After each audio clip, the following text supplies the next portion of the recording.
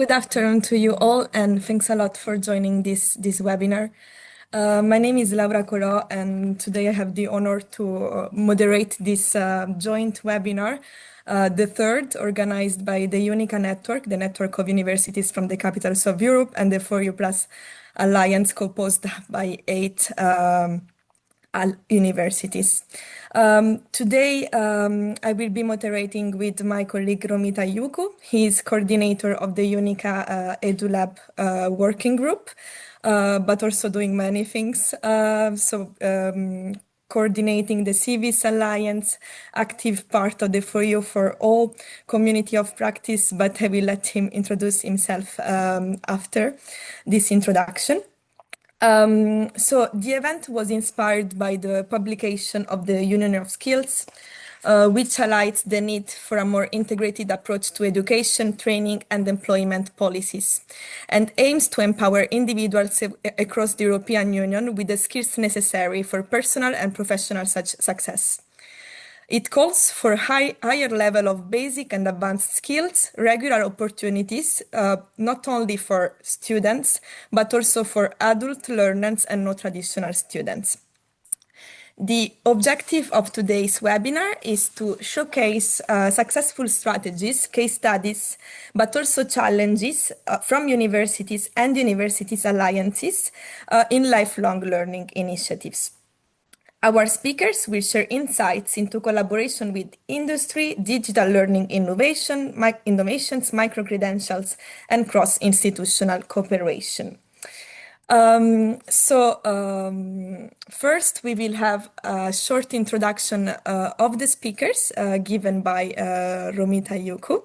Then we will have Eva Farkas, who will give a keynote speech on the contribution of the role of higher education in adult learning and education. Then we will have a speaker from 4U Plus, one of the 4U Plus University, Charles University of Prague, Jaroslav Pěnička, who would go mostly into micro-credentials. And then last but not least, a case studies from the University of Copenhagen, also member of the 4U Plus Alliance and also coordinator of the 4U work package, one core work package for focusing on lifelong learning, Christian Tangkjær. I'm sorry for the pronunciation. This is Italian. I cannot do more than this. All this will be followed by a panel discussion organized already by us, but also where we would like to involve you. So please feel free to write your questions in the chat, and we will end with a summarize of the main outcomes given by Elena Del Giorgio, Secretary General of 4U Plus, and again, our Romita Iucu.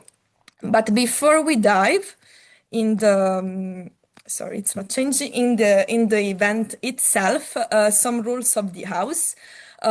Please write your questions in the chat. If your question is addressed to one speaker in particular, please do not forget to mention it. Also, feel free to use the chat to exchange among you. The speakers have been asked to moderate, to have a look at the chat, so it's a nice place where we can exchange ideas. Then please also note that this session is being recorded for these people who couldn't join today, and also because we would like to write a report of this event, and this will help us to write it in. And then after the event, we will share an evaluation form, first to ask for some ideas for our future webinars of this series, but also to improve our future sessions. Last but not least, this event is part of the One Core project, one of the main projects of the 4U Plus Alliance. We would like to continue this tradition. So if you have any ideas on how to improve these events, feel free to share. And now I give the screen to my friend and colleague, Romita. The screen is yours. Thank you very much, Laura. It's a great honor for our structure and partnership development team between UNICA and 4U Plus. And I'm just talking a little bit on behalf of UNICA EduLab, our partner structure for this event. We are very happy and usual looking to what is the topic in this moment on the agenda of the European development, European debates. And this topic is a very important one, and would have the pleasure for this discussion to welcoming our first speaker as a guest is Eva Farkas from the University of Szeged. Eva, it's not only a friend of us, but in the same time, she's an expert, researcher, scholar, and practitioner in adult education, adult learning, and vocational education, and a very important member of the International Adult and Continuing Education Hall of Fame. Eva, it's now deserving a very important mission. She's coordinating the European hub of the Hall of Fame, which is now in charge of developing, recruiting, and creating a community in charge with adult learning, adult education, and it's very important to recognize her role in building up this structure and creating a real sense. If you are just looking to the Eva CV, you will be impressed by wonderful achievements in this area of adult education. But she will today challenge us with think critically about the role of the universities in the Union of Skills, because we are just looking on the agenda, European agenda, and Union of Skills are just acquiring a very important position, highly on the reflection. And of course, not simply as direct providers of upskilling programs, but institutions that can drive system-level transformation through capacity building, to partnerships, and will be very much focused on what's happening in the European University Alliance's readiness to support lifelong learning, to open the doors, because you are just looking forward to this important action, Universities Without Walls. In which way, dear Eva, the walls of the universities will disappear in the near future in order to create bridges with lifelong learning, with labor market, and with upskilling and reskilling processes. Dear Eva, the floor is yours. Thank you so much, Romita. Good afternoon, everyone. It's a great honor for me to be with you today. And thank you, Laura and Romita, for inviting me to contribute to this very important seminar. And I really appreciate the opportunity to share with you my thought-provoking approach to role of higher education and boosting lifelong learning. And I would like to share my presentation. Just a minute, please. Yes, hopefully you see my presentation, right? Yes, we do. Okay, thank you so much. Of course. So I would like to speak about how can universities best have a transformative impact on boosting adult learning and education, and of course lifelong learning. So I believe that there is a little doubt that universities should play a key role in upskilling and reskilling and supporting lifelong learning. Since the 1970s, many policy documents, research reports, and strategic frameworks have highlighted the role of higher education in promoting lifelong learning. And this slide presents two quotes from UNESCO documents that reveal how this fundamental perspective has remained consistent over the past 40 years. So, however, the question is, what progress have we actually made in this area? And research and experience suggest that the outcomes have fallen short of expectation. And the most recent UNESCO report notes that when the university sector holds huge potential to advance lifelong learning, its actual contribution remains limited and unclear. So the issue is no longer whether universities should play a role in lifelong learning. Rather, the question is, what role should universities play in lifelong learning, including adult education, of course, and how they can most effectively deliver a transformative impact. So the right answer, I guess, depends on whether a national skill strategy or lifelong learning strategy exists, and if so, how that strategy determines the involvement and responsibilities of universities. In my experience, a major obstacle is the lack of a clear overarching strategy. So many countries have no integrated lifelong learning or national skills framework, and often there is no specific goal or vision regarding what role higher education institutions should play. And this is exactly the case also in Hungary, unfortunately. However, without clear objectives, meaningful actions and progress become nearly impossible. So I am of the opinion that establishing a well-defined goals is the first and most essential step toward effective lifelong learning policy design. My perspective is that universities have dual role in lifelong learning, and it has two strategic pillars.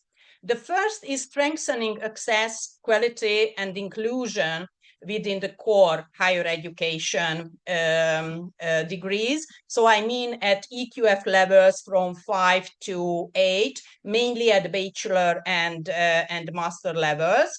And the other pillar is the strengthening the policy shaping role of higher education to support progress of lifelong learning at system level, at national level.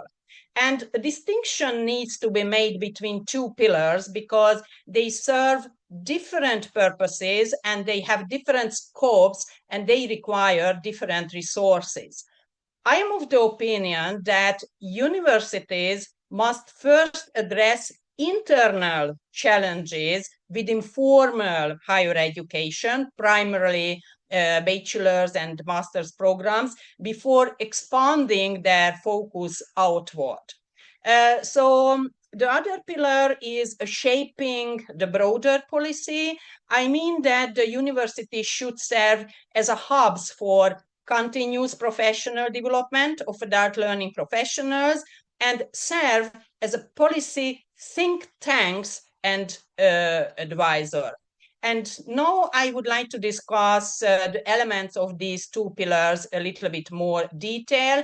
First, about strengthening access, quality, and inclusion within core higher education.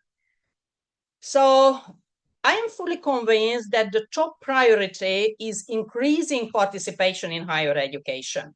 This includes, on one hand, reaching the EU level target of 40% participation by 2030, which remains a challenge in several member states, as you can see at the slide, at the figure.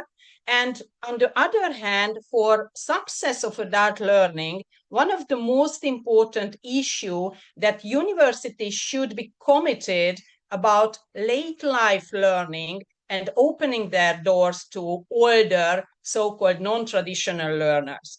And this is especially important given the CIVIS skill forecast by 2035, as 60% of job openings will require high-level qualifications at European level in average, and 40% medium-level qualifications and almost none low-level qualifications.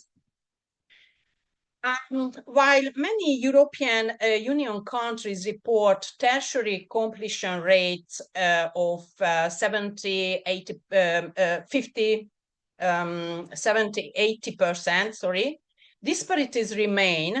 For example, Denmark, UK, Germany exceed 80%, whereas like Italy or Hungary are notably lower. Research shows that dropout rates peak at the end of the first academic year, making early monitoring crucial. However, as we can see at these slides, only a few countries collect systematically and publish data on participation and success based on students' background. So the first step towards equity is data collection on students, especially underrepresented groups in higher education. The next point that the universities must offer flexible pathways for adult learnings within formal degree program. It's very obvious because adult learners require supportive services and adaptable schedules. And the key tool for this is the recognition of prior non-formal and informal learning, which can help learners, including, for example, refugees or migrants, obtain a university degree.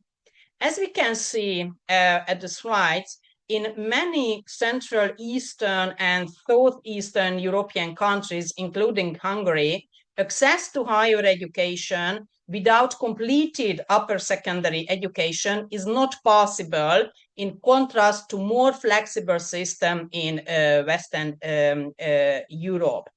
The right-hand figure on the slides illustrates the systems where non-formal and informal learning can be credited towards first cycle, I mean bachelor degree program. So recognition practices must be extended. Another key issue is ensuring continuous professional development for academic staff in innovative student teaching methods, digital, artificial intelligence-based pedagogy, and industry knowledge, because most educators in higher education don't have current industry experiences. And micro-credentials can support certification in these areas.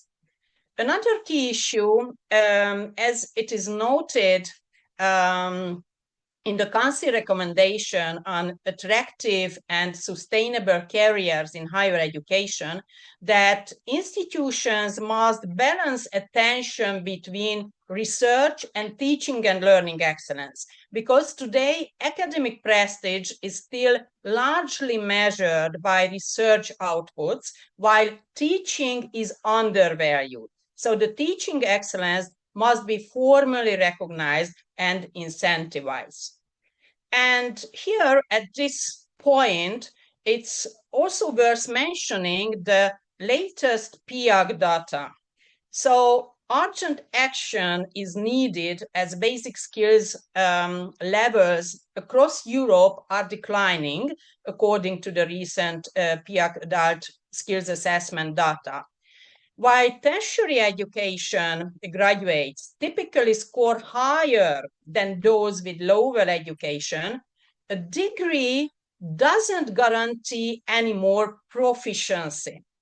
In some cases, Finnish high school graduates, this is indicated with a blue line at this slide, outperform tertiary educated adults from other countries.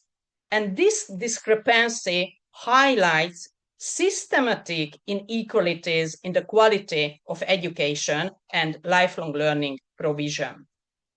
And now let's move on the second strategic pillar outside the university sphere, which is strengthening the role, the policy shaping role of higher education.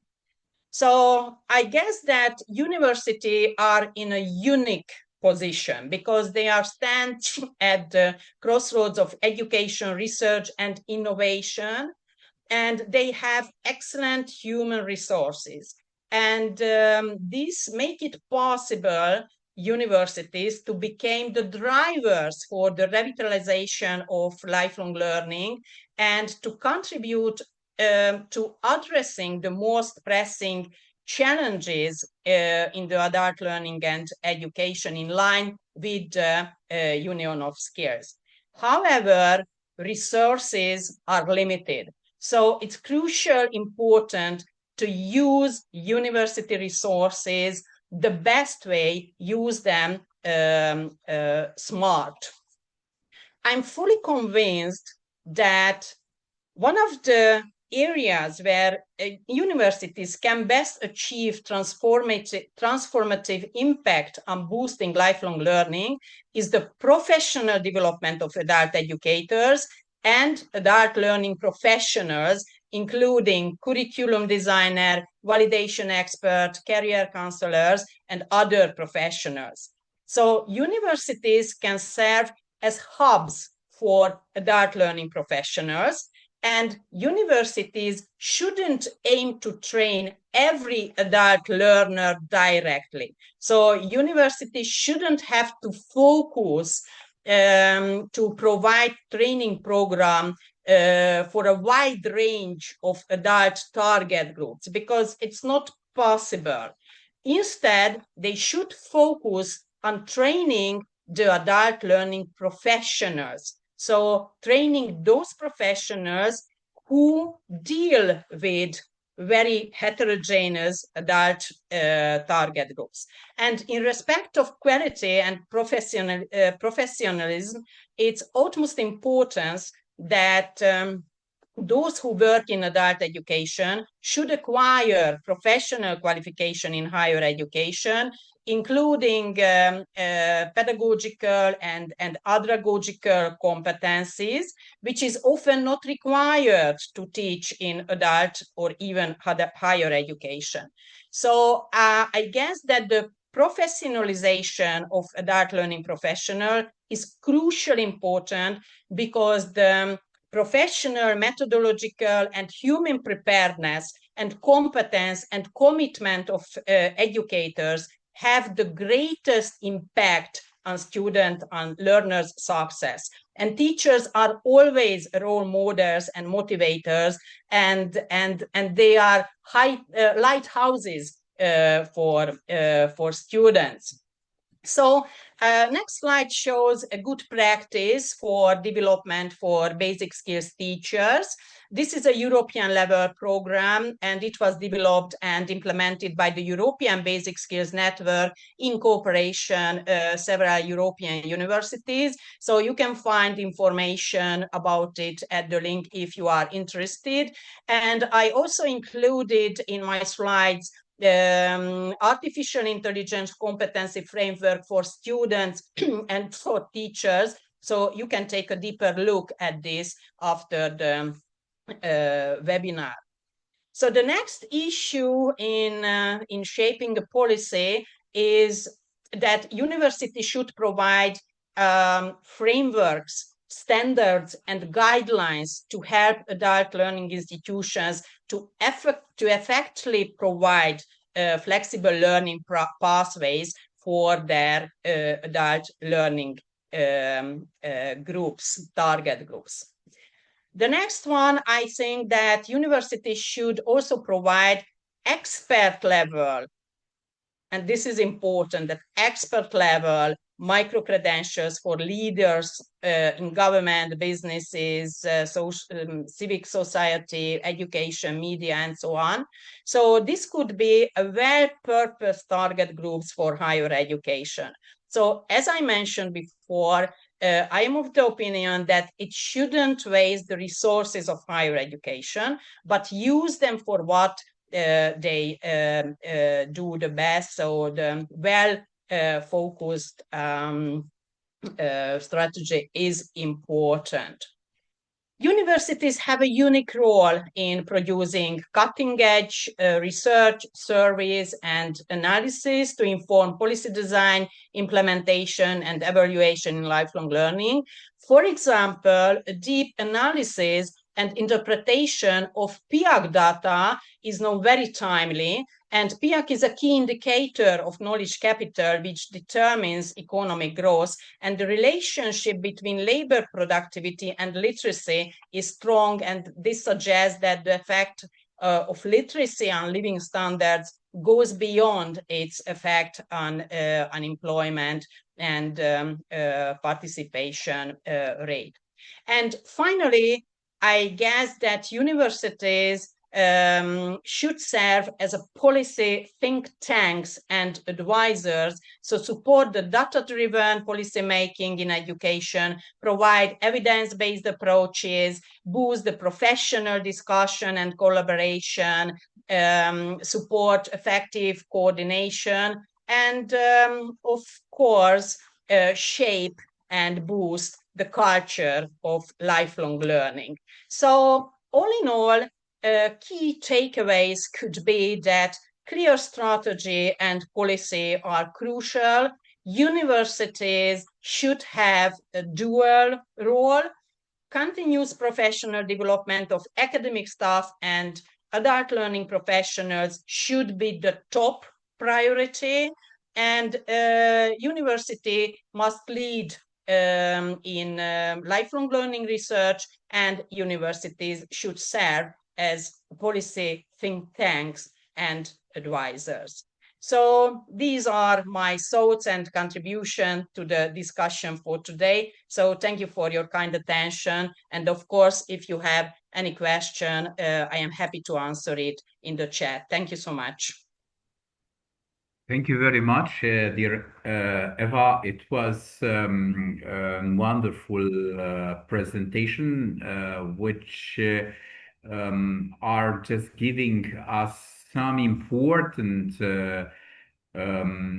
how to say, ways for the future doors of universities open to the reality of the society, to the reality of a labor market, and of course, why not to non-traditional students, because we need to reflect on some specific roles, and you have described extraordinary dual role of the universities in this direction to promote lifelong learning, including and improving the quality assurance for all these kind of services, not only which is linked with the national agencies for quality assurance or the European approach on the quality assurance, the flexibilization of the learning pathways. You are opening a very important topic for further reflection in this area, and just making a transition, a smooth one, for having in this context a case study, because you did through this keynote speech a very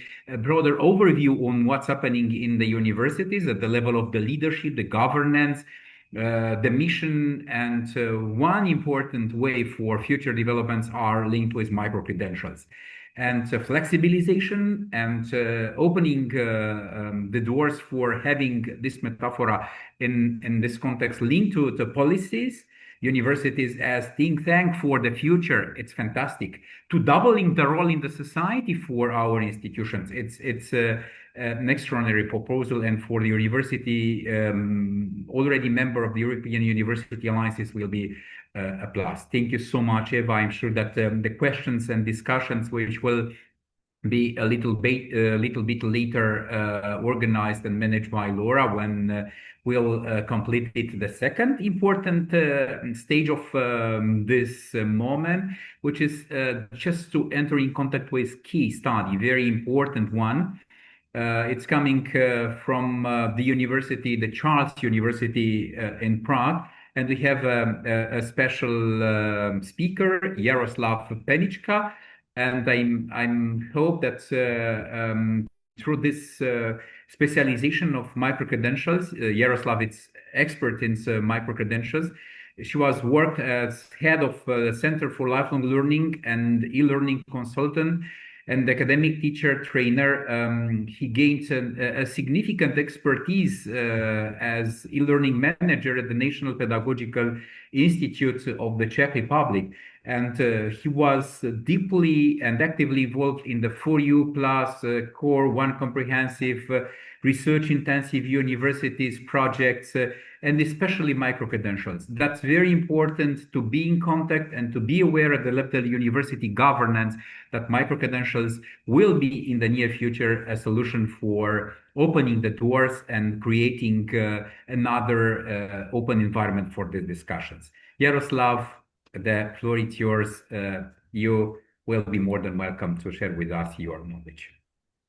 Romita, thank you for introduction, and thank you for Eva for such a interesting topics. So my topic will be about the micro-credentials, and through my presentation I will showcase our way as the Charles University to the micro-credentials.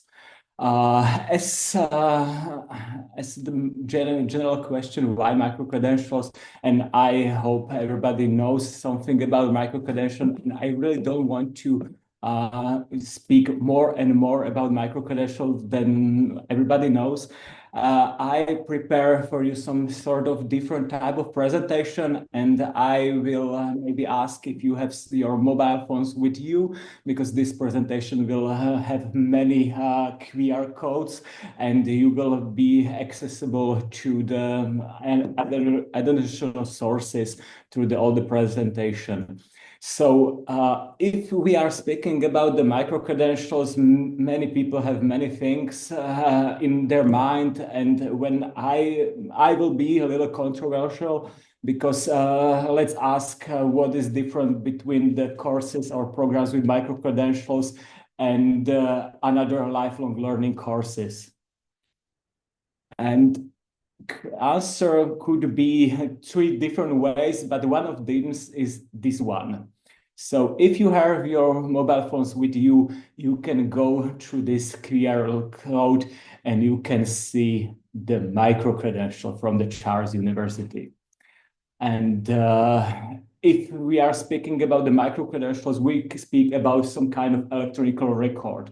And I think this is one of key innovation of the micro-credentials in general, because we, with the micro-credentials, we can access to certificates, and we can produce certificates to many participants, and everybody can easily, as you all maybe just did, to see the merits, the certificate, and you can evaluate if it's real and if it's not. But you can see this sort of certificate have all the necessary things, as was mentioned: EQF qualification, ECTS credits, information, and so on. But I think what is one of the most important things are the learning outcomes, what are clearly stated, and the learners can know them before and afterwards. And of course, all the employers and employees can be introduced to these learning outcomes. So if you are going through the course with the micro-credentials, you can easily provide your certification, and your employers can evaluate it really easily, just like you did. Why and how we came to this way in the Charles University? We are the big university, and we have 17 faculties, many students, and our strength lies in our diversity. So as we have 17 faculties, it's important we have yearly more than 60,000 participants of the lifelong learning. Not all, of course, are with the micro-credentials, but we can see there is high potential for formal, informal specialization, lifelong learning education, and so on and so on. But what is, I think, the specific case for our university, or our take as the Lifelong Learning Center of Rectorate, because we don't actually make any lifelong learning courses, because it's up to the faculties. Our faculties have high autonomy to create their own courses, and they can try some kind of new methods and new approaches, new campaigns. And we, as the rectorate sector, we are trying to give them some kind of guidelines or general perspective, how can they approach? And this is why we came and we will talk about the micro-credentials. And we have not only faculties, but other centers would also provide the courses, but it doesn't so important. So our way to the micro-credentials, not just for the Charles University, but for the Czech Republic as all, to go through the National Recovery Plan, when all 26 public university of Czech Republic was creating some kind of framework which is used here in the Czech Republic, and we have all opportunity to create courses with the micro-credentials. And what is most important thing, as we was 26, all the universities, we came for the solution and we standardized the process for creating the micro-credentials. What is second and one of most important things about the micro-credentials, because we as the 26 university, we agree this is how micro-credential will look like. This is all the necessary steps, what the process could lead the micro-credentials, and all this information should be appearing in the final certificate. So as the second QR link, you will find all the resources, all the analytical reports from the national, international practices, all the methodologies, and what is maybe special, or what is micro-credential is used are tools, as you maybe had the opportunity to see in the first QR code. You can validate your micro-credentials. And also we have a national and public database where all the micro-credentials are listed to produce, to offering all the courses from all the universities. Right now, not only just the public universities, but also the independent higher education institution can participate in the micro-credential in Czech Republic, and they're offering the courses. Here is the full list of the results. Again, you can find it on this QR code if you are looking for the more resources. And I will move to the next slide. So right now here, after the 2 years of the after the project of micro-credentials, right now we have 52 certificated courses from 16 faculties or units. The most of the courses have the faculty of arts, maybe 21, but as we are speaking today, there are another courses in an accreditation process, and maybe they will be more in the next few weeks. What is, I think, important to say, not all the courses what are applying for the micro-credentials will be certificated by the Charles University, because it's have a rigorous process to see if all the necessary components are stated, and you can see current offering in English. That's why it's so little courses you can see in find your program in down, and you can see all the courses here, or you can see all the courses in a Czech national catalog of courses here on the second QR code. So you can see many universities are already in the system of micro-credentials, and we are continually evolving the course. I think one of the most, but important for us, the Charles University, is this sort of guidelines and handbooks how to create micro-credentials are established, and how the teachers could certificate their course or create their course with the micro-credentials.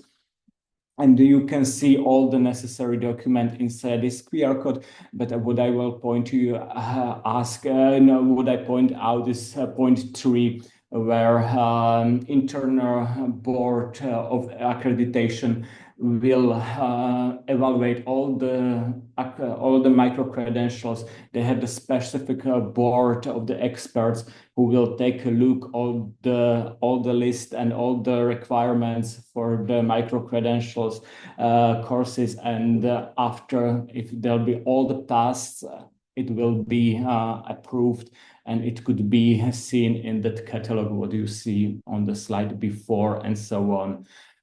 For us, as the Lifelong Learning Center of the Rectorate, we are helping the teachers and our faculty members to create these new courses. We are offering the methodological advice and kind of recommendations, but we are not expert. That's the board of the experts who will be after us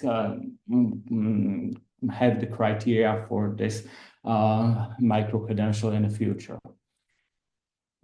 We, as the local team, we are making the strategic document, and maybe this is what Eva was looking for. It's our strategic plans and plans forward and for the Charles University. This is our internal documents. There are already 2 iterations of them, and we are trying to more promote the concept of the micro-credentials and helping teachers more and more how to create new courses, how to align it with another funding, not just from the internal sources, but from the external. We are trying to help, and we are looking for the new type of learners, as Eva mentioned, how we can approach them, what is the difference, and we will offer them also the methodological advice in the learning, how to approach this new type of students. And this was all in our local setting, but we are also cooperating within a 4U Plus Alliance in the Michi project, and we are again, more and more opening and looking for more partners to create more micro-credentials, what could be suitable for all, not just from the Czech Republic, but for all the Europe. As I'm looking for the time, I have 4 more minutes, so I will do it in just in a time. But what I think it's important, it's these 3 pillars. Firstly, we are going to the search for what are skills and needs. We are trying to identify in all our countries what are skill gaps inside the labor market, how we can contribute with the new micro-credentials, and what is new, this new type of learners are. And that's why we have a work package 1 who are doing this analysis. Then work package 3, it will be about how to teach the teachers to teach these new type of learners, how to address these new challenges, how to create from the analysts the new courses with micro-credentials. And again, how to help teachers who are really the key and most important element of this process to deliver the courses for this new type of audience. And of course, quality management approach for the micro-credentials and the standardization within 4U Plus Alliance, so we can provide the high quality micro-credential courses for all our participants. So, and the challenges and the next steps. Micro-credentials are still new. Not many people know about it. And last time I was with the public, with the people who are asking me what is micro-credentials. So if most important nowadays is raise awareness about the micro-credentials, why they are different or why they are what are the similarity with lifelong learning education. And we should really focus on the quality, on the same standards, and for these flexible pathways to them. what we are struggling as the Charles University, from my opinion, we are not collaborating with the public sector in the close.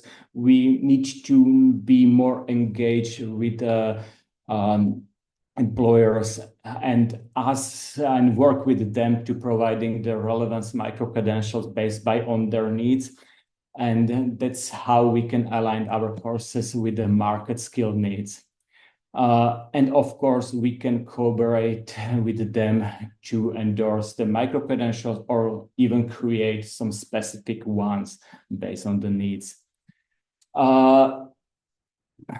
Many now here in Czech Republic, many of firms or the private educators trying to go with the micro-credential approach, but maybe in the future, but right now, as we have a district standards, it's something different, and we are trying to remain our high standards in the ways of the micro-credentials and try be really selective when we are cooperating with another private partners. But it's up to the decision. And as a last slide, maybe I have this another systematic approaches and so on, but I have one more slide, and it's the key takeaways. So flexible certificate and targeted learning opportunities. We need to lead. We as the Charles University was in the process how to introduce micro-credentials in the Czech Republic. It's not only our job, but it's collaborative of work of all the universities inside the Czech Republic. And we hope through the For You Plus, we have this again opportunity to bring this micro-credentials idea through all the participants and or the states for the whole Europe. We need to measure our quality and standardization, and cooperation is key.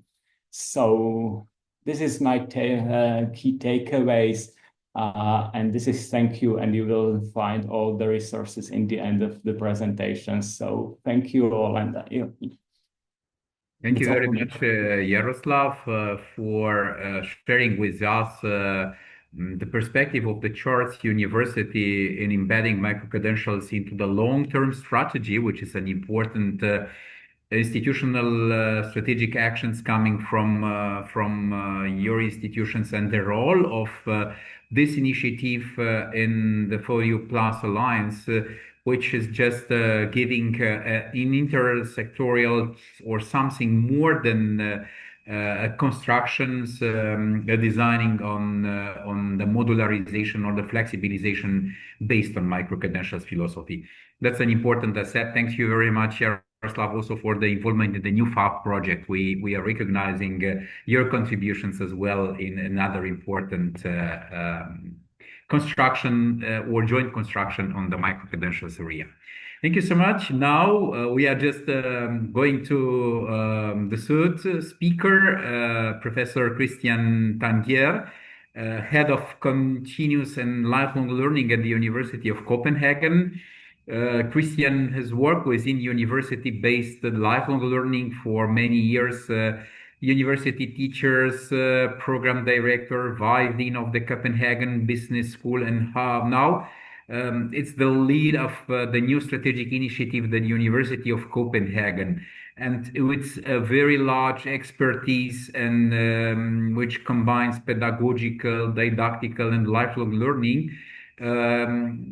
Christian will also give us a strong background on what's happening in this area at the level of the university, but in the same time, it's important to have access to a broader perspective, a little bit larger on the European context and the contribution of the University of Copenhagen in this area on behalf of the topic on lifelong learning and just creating no walls, no how to say limitations between the university and the broader, larger cooperation with the society. Thank you very much, Christian. The floor is yours. Thank you, Romita. And just clearing up, I'm not a professor at University of Copenhagen. So, but thank you for having the opportunity to present. Can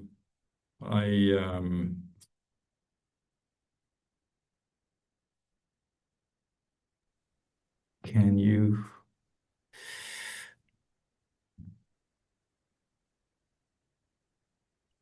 Yeah. Yeah, it's So perfect. great. Yeah, the title of my presentation is "It's Time to Mobilize the Learning Ecosystem." And as you said, I'm head of continuing and lifelong learning at University of Copenhagen. I started in December last year, and this lifelong learning initiative, it's part of our strategy at the university. It's not that we haven't had lifelong learning activities at the university before, but now we have centralized and we have strong ambition to building up this area. So this is also a perspective that I will present, a perspective that we are moving forward to mobilizing both the university and also the ecosystem. I have been within and around universities for quite many years, and the way I look at it is that we, up until the 80s, universities, and they still are, we know, a republic of scholars. They're actually kind of institutions outside of society, doing research and doing education, teaching for society, without being too committed to society. And then in the 19s and the last 30 years, we have seen universities moving into society as knowledge institutions in and for society, both how they create knowledge, but also how we have governed universities in new public management ways. And there is a risk, perhaps, that universities, they will move outside of society once again, and because perhaps they're not relevant anymore, because the way they are working regarding how they produce knowledge and how they create learning, maybe it's not appropriate to the society and what society needs. So I will just refer to to Peter Paul Verbeek from University of Amsterdam. 2 years ago, he has his inaugural lecture as head of the university, and he talked about the social university in a scientific society and an appeal for interspaces. And I think this is so important.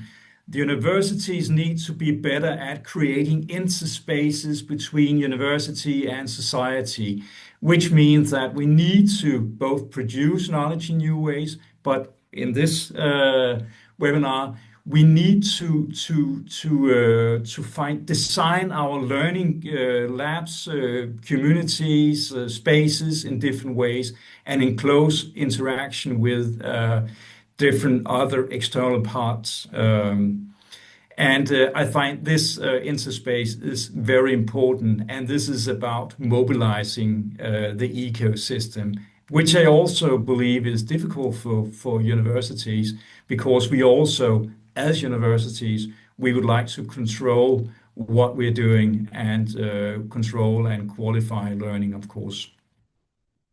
The Draghi report is important to of course, also to refer to, because this also calls for universities to be more committed to not only what they are interested in, and not only being interested in how they can provide learning opportunities for individuals, but how we can, as universities, how we can be committed to what are the challenges in society: climate, digital transformation,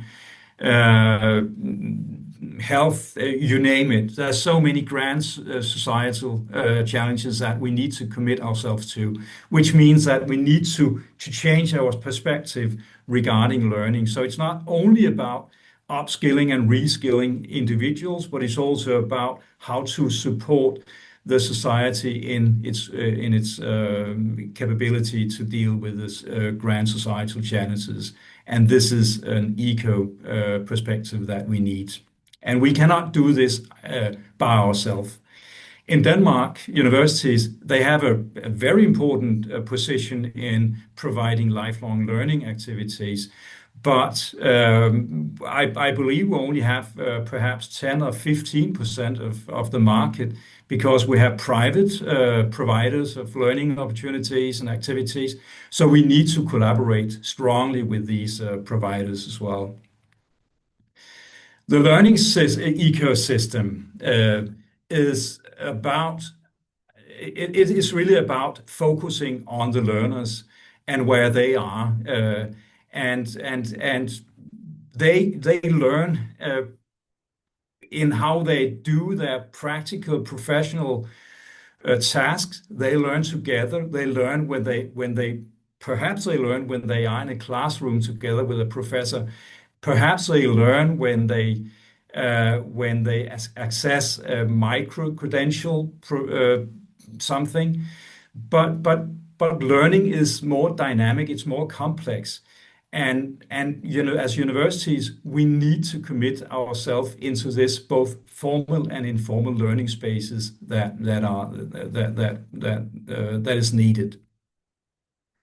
We need, of course, lifelong learning, but we need to be more rapid. We need to adapt to what is required. Are we always adaptable as universities, or are we too slow to adapt? We need to connect the different parts of the learning ecosystem.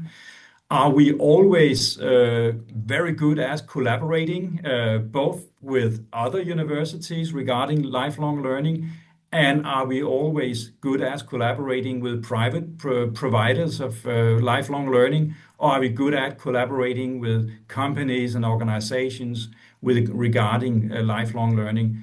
To my experience and knowledge, we're not always good at collaborating, but we need to create partnerships in a much more stronger way than we are used to do as universities. So we need a flexible and adaptive structure. And I believe we need to reinvent the way we think about learning, and perhaps micro-credentials are innovative ways of supporting learning, but maybe they're not the solution, but maybe they're disruptors of how we think about learning, I believe. So universities, and this is also something that Eva, you stated, we need to act as hubs in learning ecosystems. We should not look at ourselves as isolated institutions providing specific learning opportunities, but we are hubs. And it should, of course, be a core of our strategic task and so on. So we need to take this seriously, but we need to change if it should be part of the core of what we're doing as universities, I believe. When I have been working with lifelong learning, for instance, at Copenhagen business schools and now at the University of Copenhagen, I think it's important to distinguish between vertical and horizontal progression. And the vertical progression, this is something that universities are fantastic at doing. We can go into depth of a subject, and we can build up, and we can be highly exclusive. But what is needing regarding lifelong learning and learning today is a horizontal progression, which means that we need to be able to integrate knowledge, whether it's informal or formal. We need to be able to connect and make learners able to connect informal and formal knowledge. So we need to be more inclusive. And I think we should we should really take this serious about horizontal progression and designing learning opportunities in different ways. So what if it's not really about institutions anymore, but it's about infrastructures of learning, meaning that we don't have the responsibility, we cannot control what is going on, but we need to be committed to building up infrastructures? What if it's not anymore about education, but it's about learning? We can talk about master's programs and so on, but it's really about learning. What if it's not about vertical progression, but about horizontal progression? How does learning then look like? And what are the opportunities and difficulties?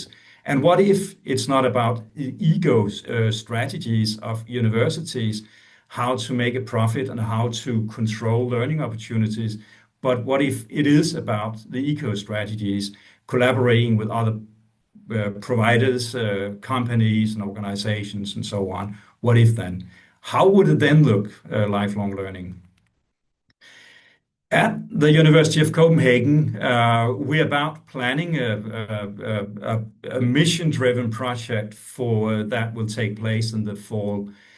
And this is really about mobilizing the ecosystem. And this is, of course, this is an experiment, and maybe it will not work, but we have to try. So we will try to find out how are lifelong learning connected to the grand societal challenges in society. So we will focus on green transitions, AI and digitalization, health and aging population, and defense and security. And then we will dig into each of these subjects and try to learn about what is needed if lifelong learning should be relevant for these grand societal challenges.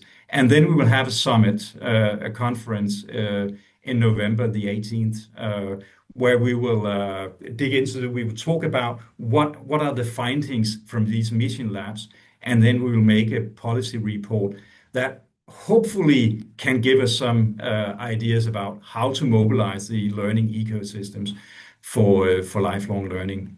So this is our experiment, and maybe we'll succeed or maybe we'll fail. We don't know yet. So we're looking forward. Thank you. So that's that was my presentation and perspective. Thank you.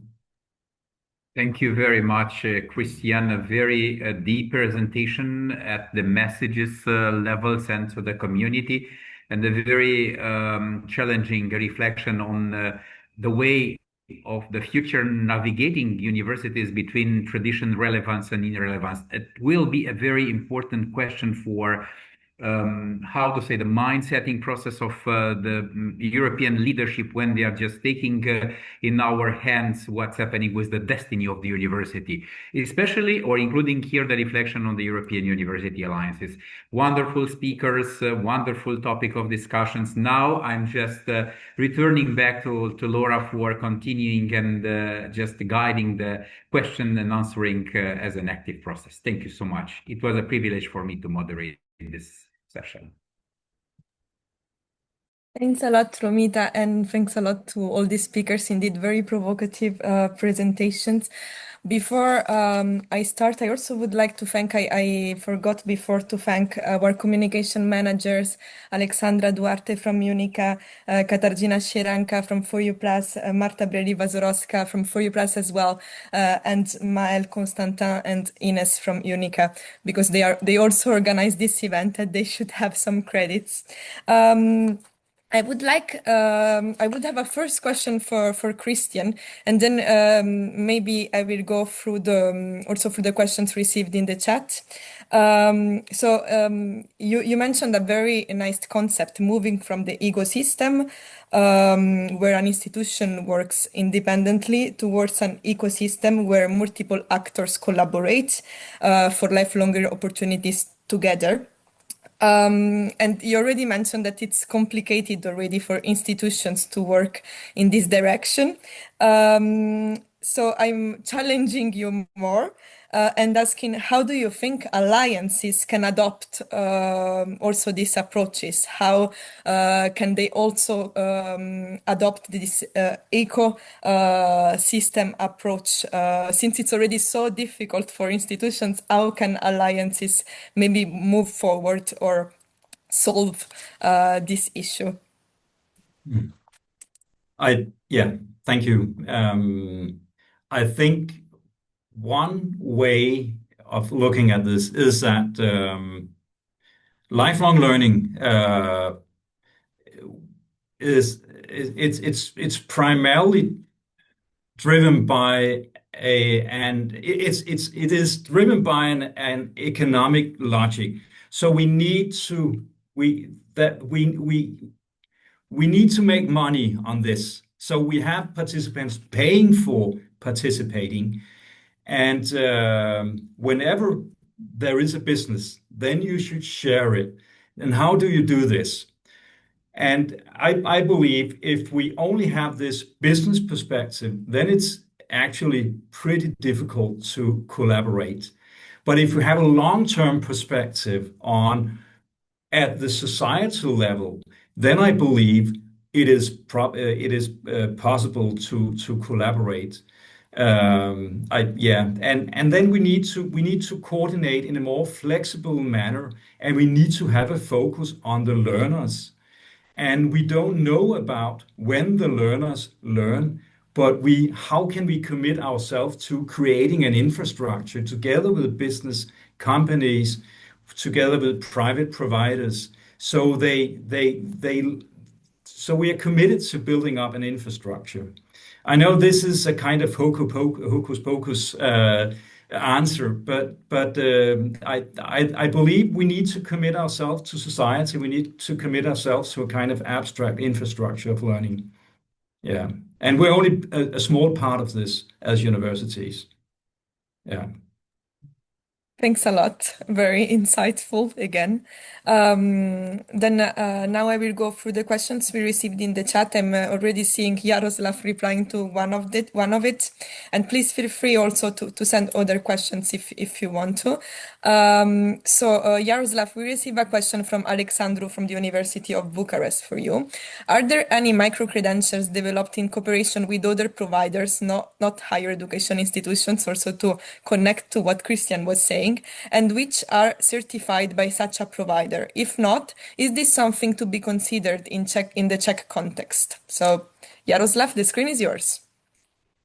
Thank you. Eva, I already answered this all questions in our private chat, so I was not expecting you will be calling me because it's already answers. But yes, I will provide a really short answer to this, and meanwhile you can pass to all the answer. Yes, we as the Charles University or within the Czech Republic, we as the university can cooperate with another partners to create the micro-credential. These partners will be stated in the micro-credentials. But each micro-credentials are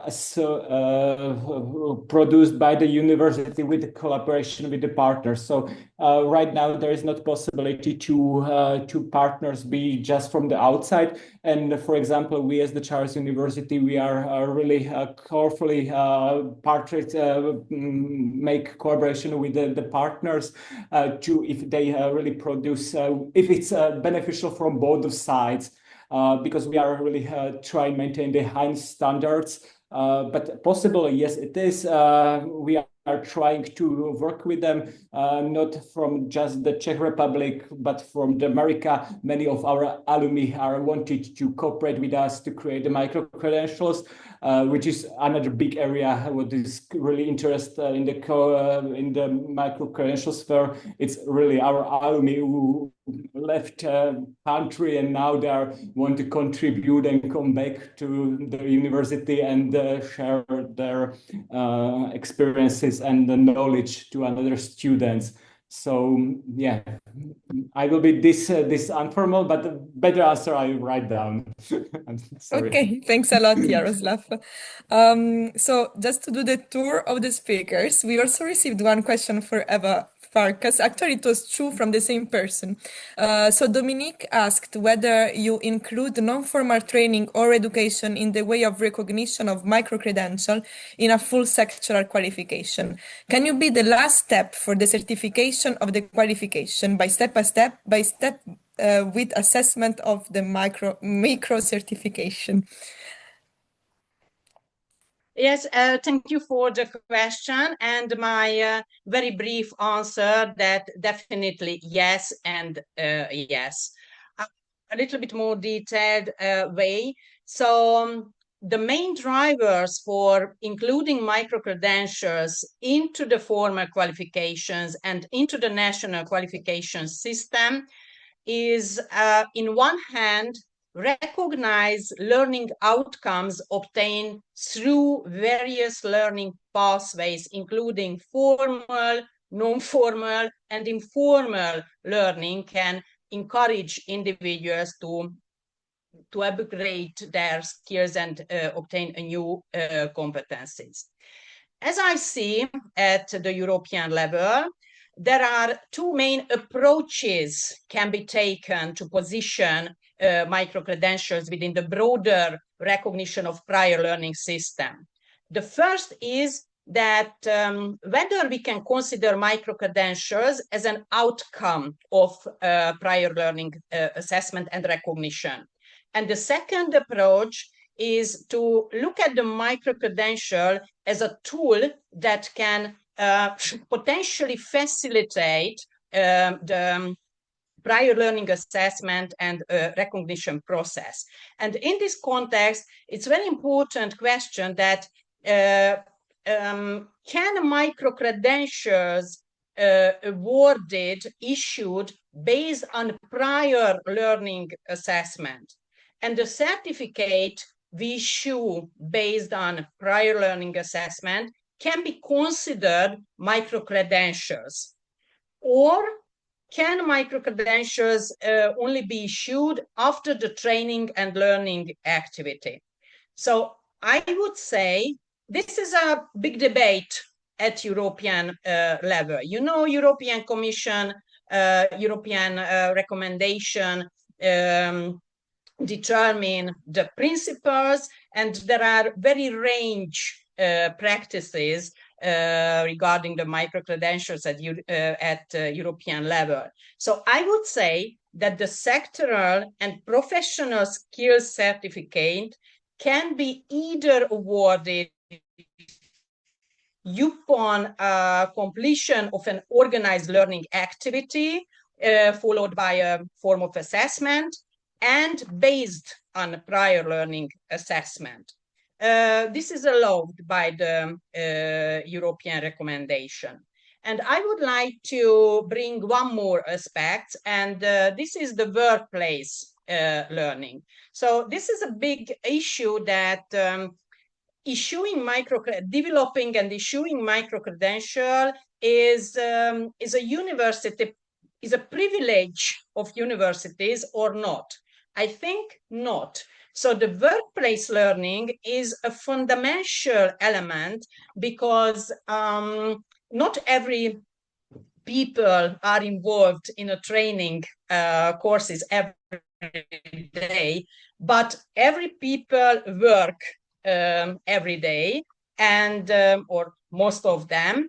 So, and this situation, I guess, make the workplace the perfect space for micro-learning opportunities, and also should have the opportunity, employers, so the companies, to issue micro-credentials assessing these micro-learning competencies.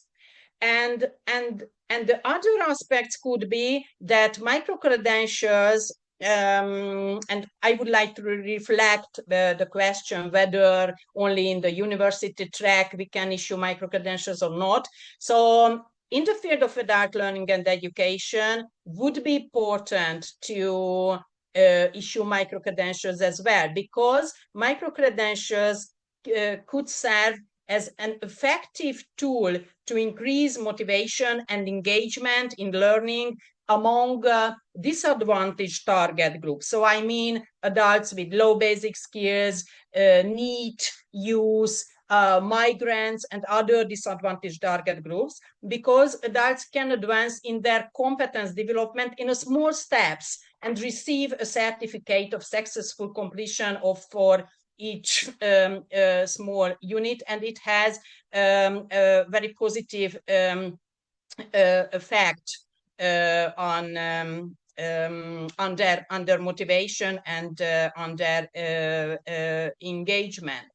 So, and what I would like to emphasize that I think it would be important to understand the real purpose of micro-credentials. So micro-credentials is not only a tool which we would like to introduce in the qualification system, but there is very important philosophy and mindset behind the micro-credentials, because micro-credentials represent a different approach to existing training programs, because it focuses on the individual and targeted skills development, and it's important that marginalized learners or disadvantaged learners or adult learners in general should be not only recipients of the knowledge, but they should be active actors, active agents shaping their learning journey. And it would be important to determine the clear policy objective and identify which target groups needs can be addressed by micro-credentials, because micro-credentials won't solve all the problems of adult learning. So we have to determine the focus of micro-credentials. So this is my approach and opinion. Thank you. Thanks a lot. Thanks a lot, Eva, for this very, very important statement.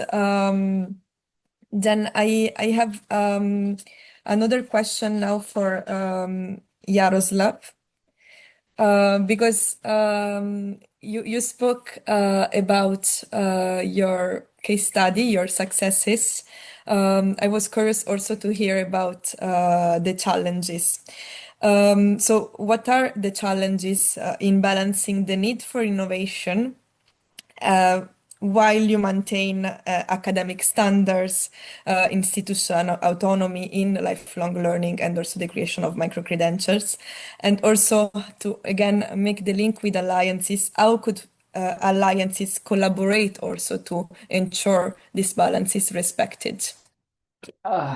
Thank you for this question. This is very hard, and I tried to maybe answer it or not answer it, but from my presentation, maybe you have that feeling. For me, it's not about the question for balancing the academic integrity, because this is our high standard and we should be really focused on the micro-credential on this.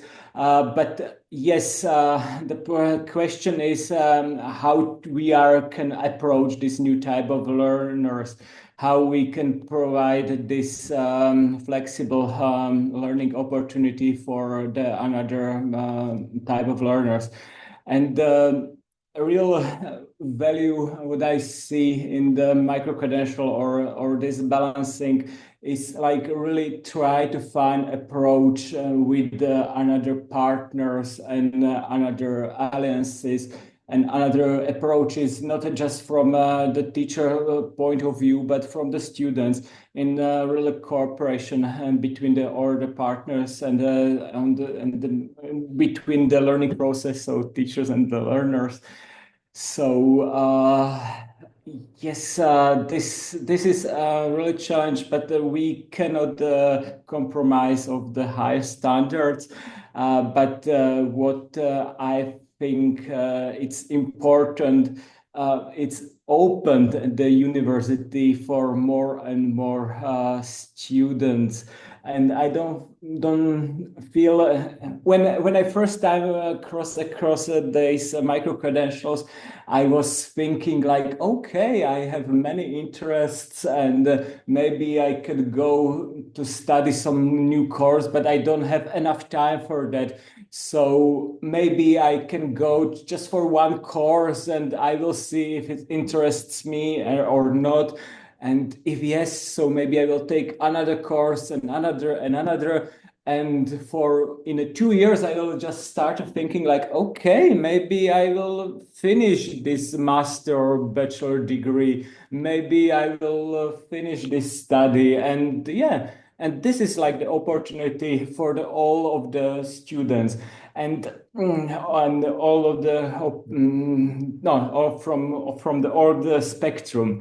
For example, I can share the story as we was speaking with the many faculty members and many faculty governments.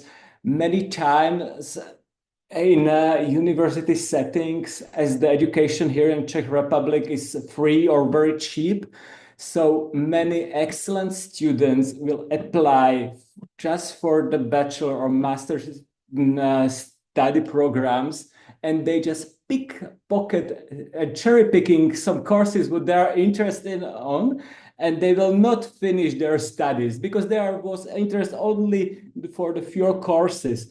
And this is the opportunity for the micro-credential. These excellent courses, what people are driving to, but don't have another opportunity how to attend them, other than go through the whole bachelor or master program. Just offer them as the micro-credentials so everybody can go and learn from them, be applied to these courses. So yes. And the question about For You Plus, of course, I'm here from sort of the For You Plus, and this is another big opportunity because we and the Charles University, I will not say Charles University, but in the Czech Republic, each time when we are offering the courses, we are thinking about just all our small land, or just Slovakia or Czech Republic. But our courses have a quality, and our partners from the For You Plus have another excellent academics. So we can cooperate and we can offer these courses through the Europe.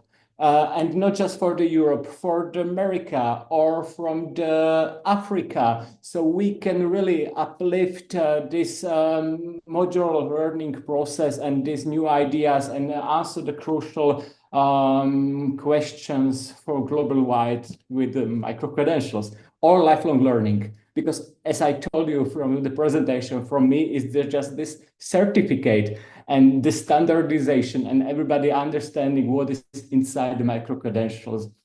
It's micro-credentials. So for me, it's lifelong learning in general. Thanks. Thanks, Jaroslav. And building on what you just said, maybe one last intervention. I will ask it from Christian, if that's okay. So, of course, you mentioned that the University of Copenhagen has already very important partnerships with various external stakeholders. And I wanted to ask you, how do you integrate these collaborations also within the For You Plus framework, if you have, of course, some insights? And then if in your response you can also address maybe we just received a question from Linda, who's sharing also her personal experience. And thanks a lot for that, Linda. And she asked that if the effort which her daughter is doing can be linked to the mission labs you develop. So thanks a lot, Christian. The screen is yours. Thank you. And your first question, that was how we integrate the experience from collaborating into the For You Plus. I'm not sure. I mean, we do. Maybe we do that. Maybe we're not doing that explicitly, I believe. but perhaps I'm not really able to answer this question in a reasonable way. But I believe that we do collaborate with industry, for instance, within healthcare sector. We do collaborate. We do have some of their we do have experts who also are part of our programs presenting, and they also, of course, we have their professional practitioners, employees. They're attending our masters and so on. So we do collaborate, definitely. We also collaborate with private providers because they have a platform, for instance, within the labor market. We have labor market organizations. They have a lot of members. And we collaborate with these labor market organizations where we design courses, and some of our professors, they're teaching on these courses. So that's a kind of collaboration because we know that the labor market organizations, they have maybe they can have 100 or 200,000 members. So, and they have a huge proportion of marketing resources. So we cannot compete with them on the course market. So, but we can collaborate. Regarding the question on the missions, I would, as I wrote in the chat, I would definitely say this is a way of looking at it, and I refer to the concept of expansive learning, because learning takes place in many different places and with out of our control. So we need, of course, to look at the infrastructures of learning, and I think that's an excellent case on this, I would say, yes. And I think we can be better in this as well. Yeah, and perhaps micro-credentials could be maybe a solution, maybe. But I'm also curious of what I have discussed and tried to put forward is that learning is a collective thing. It is something that is taking place when we are doing things together. It's not only something that we reflect upon individually, but it's something that we do together with other people, colleagues, and so on. So how can we bring micro-credentials into a more collective forum of learning?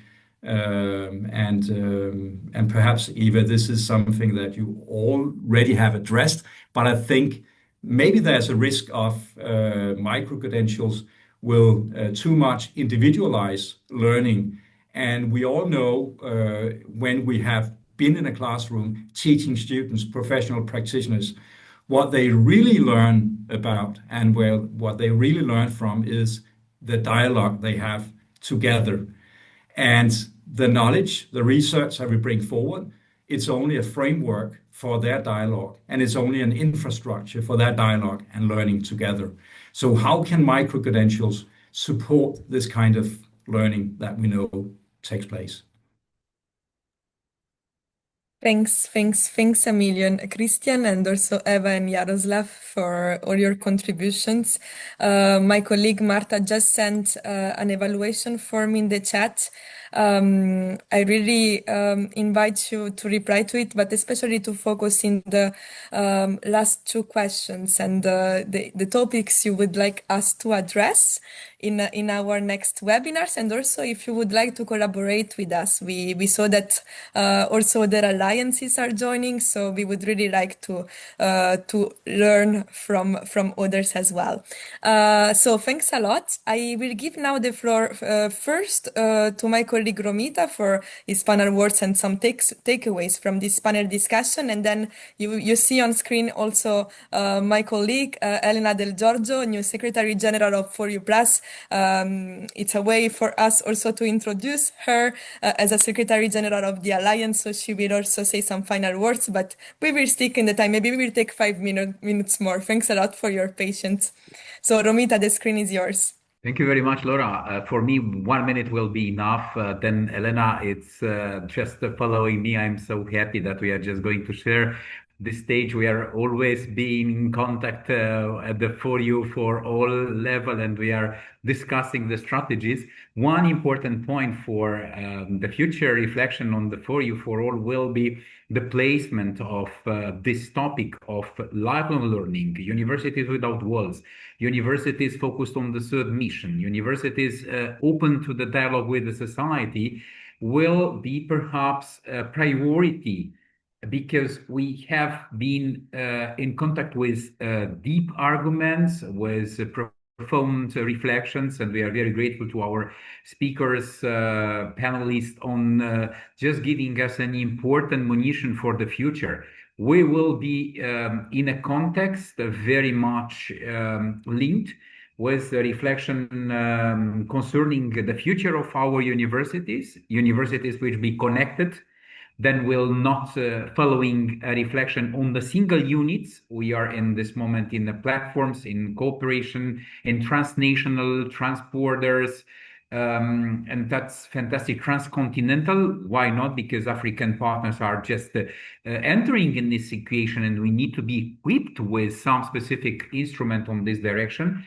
And last but not least, the reflection on the few categories of how to say, the new profile of students. Traditional students will be parts of the academic enrollment process, and we need to be very much open to this solution for the final equation. Last sentence coming from reflections from Eva, practicalities from Jaroslav, and deep questions launched to us through Christian. Which way, which directions, which coordinates will be in the near future, the navigating process between the tradition, relevance, and irrelevance in this context of lifelong learning, upskilling, reskilling, and of course, the constellations of the philosophy of micro-credentials and what's happening in this area. The role of universities definitely will be based on some bridges and some connections in the European University Alliances. This is, I think, the wonderful transition to Elena and to the reflection coming from this perspective as a Secretary General for one of the most important alliance in the For You for All context. Thank you for everything which you did and contributed during this meeting. Thank you so much, Romita. Glad to share the screen and much more with you and with all the speakers. Allow me just to thank, first of all, the organizers. So you and Laura for the wonderful organization and moderation, and the team at For You Plus and at UNICA. I think this series of webinars is really constructive, and this webinar today very timely. So just three main takeaways and perhaps further reflection, but very fast, but building the first takeaway, listening to your excellent presentation, Jaroslav, Christian, we've already exchanged of these topics, and Eva, nice to meet you. First takeaway, you mentioned it, Eva, to me as well, micro-credentials are not just a tool. To me, they're a sign and an engine of a way broader cultural and structural transformation. I mean, that is very needed at the societal level, as Christian said, at the politics level, not policy, politics.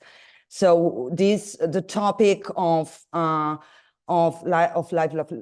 learning, training, marketplace has been handled in a very fragmented way by politics at the national level, but also the European level. And it's time to move to an holistic approach. Glad to hear that Minzatu is working towards this perspective. So major turn in the idea of the profile of learners, the quality of education, the way in which we link research outcomes and we bring them to learners in the research-intensive universities.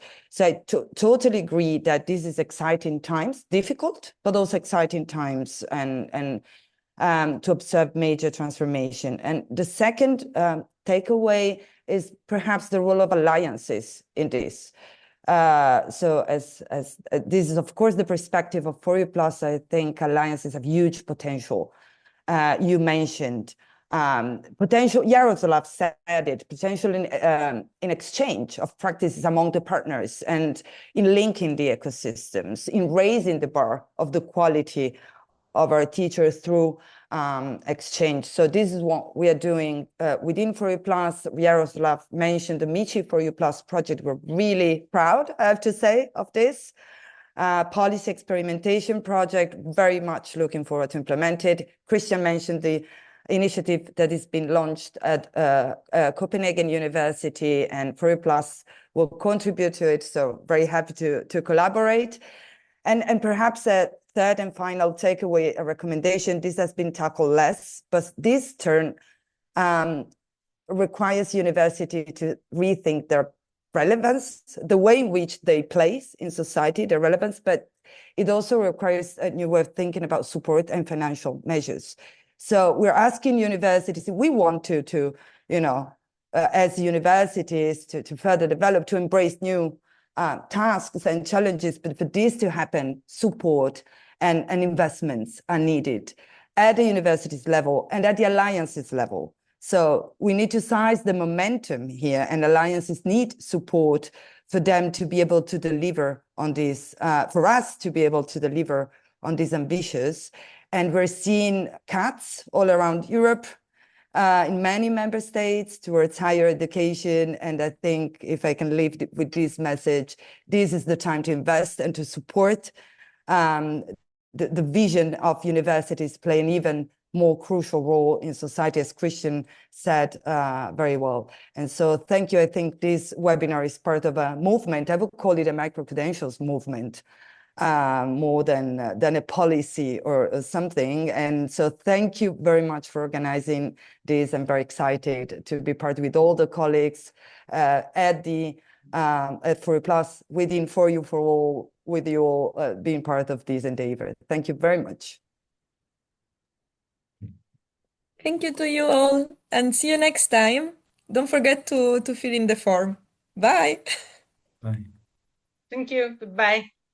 And thanks, Alexandra and Ines. Thank you.